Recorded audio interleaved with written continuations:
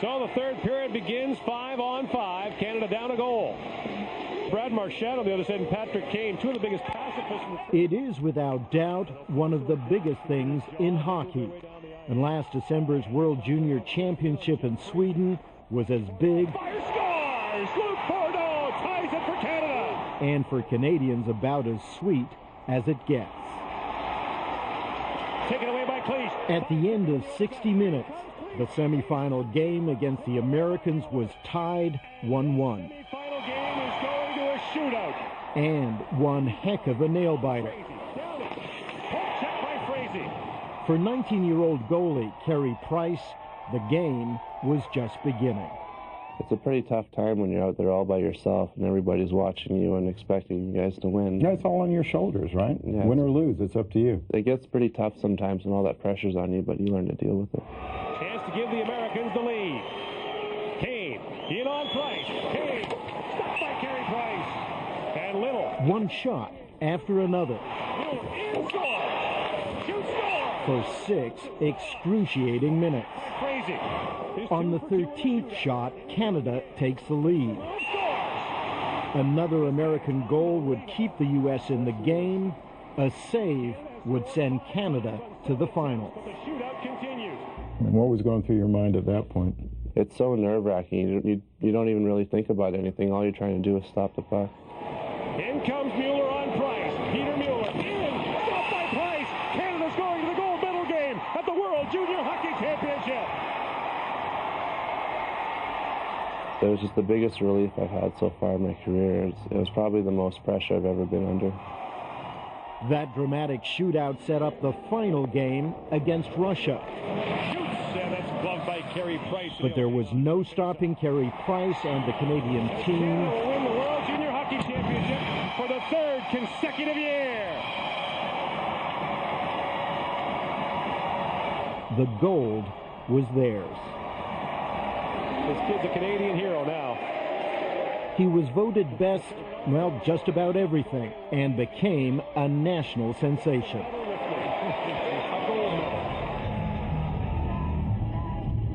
It's a long way from Leksand, Sweden to Williams Lake, BC, Carey's hometown, which welcomed him back like some conquering hero. They made a big banner up here across the road. It's nice of the city to do that for me. I don't know. A little stretched, I think. I don't know. And there's the rodeo grounds just down there. That's what Williams Lake's really famous for. Not anymore. We've got in the studio a very special guest. We've got Carey Price with us. I don't think anybody who doesn't know you. We're very, very proud of you. So on behalf of Williams Lake, I'd like to pass this on to you to wear. And if you're thinking he looks a tad uncomfortable with all the attention he's been getting lately, you wouldn't be far wrong. Do you get a kick out of that, or is it just kind of a bit of a pain? It gets pretty tiresome after a while. I mean, I learned how to spell my name after the last 3 months, which was good. In Williams Lake, there's another reason for all the fuss: Carey's native heritage. His father, Jerry, is white. His mother, Linda, is a band chief. Chief Irvin Charlie Boy. And the other chiefs here today, they were lining up to shake the hand of a native son. You've broke down a lot of barriers, and it's an honor just to be here and meet you. A very big inspiration to the Caribou, to the First Nations, and to our generations to come. And it's an honor on behalf of our community to present you with these gloves. Thank you very much. Those are nice. Thank you. We need a goalie tonight. But this night is for family, and it's a big one. He's very affectionate and loves his family, especially his grandmother, who helped raise him. His 78-year-old grandmother, who, like the rest of the band, was glued to the television. I watched you on TV. Watching Carey lead Canada to gold. I was cheering, I was happy and really proud. That was the happiest New Year in my life.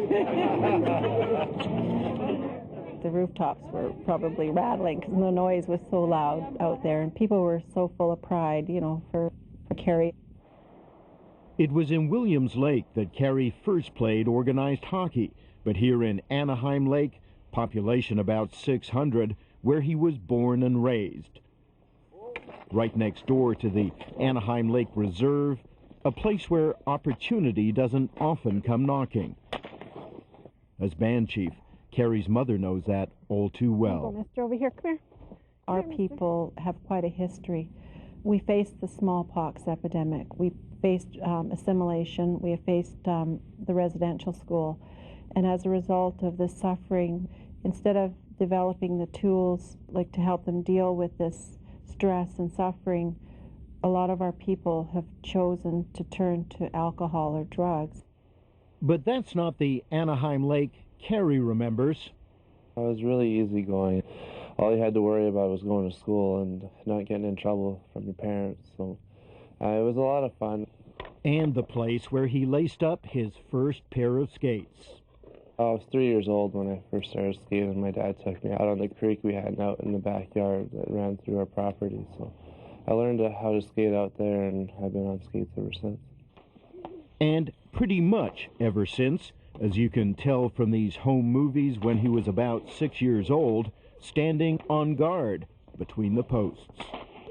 They'd always be looking for somebody to put in the net. And of course, Carey, being the younger person, would volunteer and he'd go into the net. And I think to me that stirred him on, like to want to be a goaltender for sure.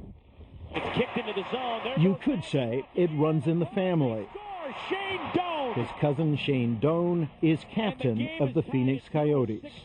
And his father Jerry was drafted by the Philadelphia Flyers, but an injury finished his career before he had a chance to play in the NHL.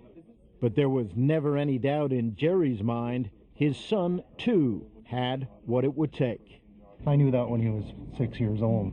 He was big and strong and loved the game and did a lot of really good things well, even, before he even started to play goal. I could see that he just had the natural disposition and athletic ability to do something.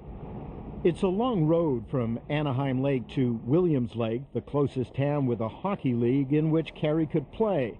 And his dad drove the 8-hour round trip 3 times a week for years.